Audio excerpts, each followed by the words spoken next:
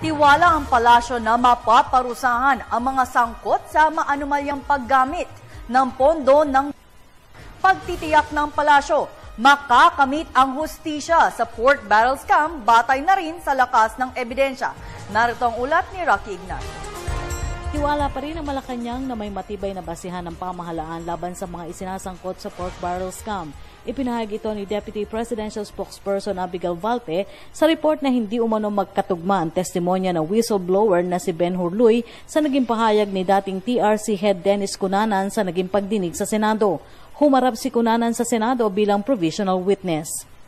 Hindi lang doon sa testimonya tayo umaasa, pati doon sa documentary evidence. Kasi makikita mo naman yan na in-endorse, sumulat sa ganitong ahensya, etc. The document trail has been properly laid out. Magkagayman ang ombudsman pa rin, anya ang may pinal na pagtukoy sa basihan ng pagsasangkot sa kaso.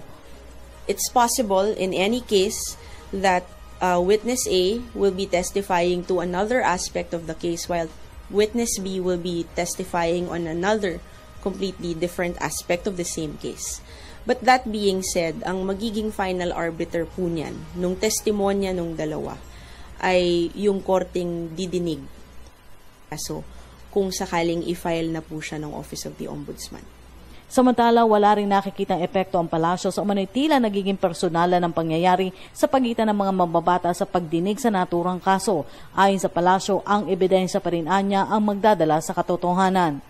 Iba ho yun. Yung kaso ko kasi ang Department of Justice ang humahawak. So whatever happens on the Senate floor is actually the business of our legislators. Ang concern po ng executive branch ay siguraduhing malakas yung mga kasong fina-file po ng Department of Justice.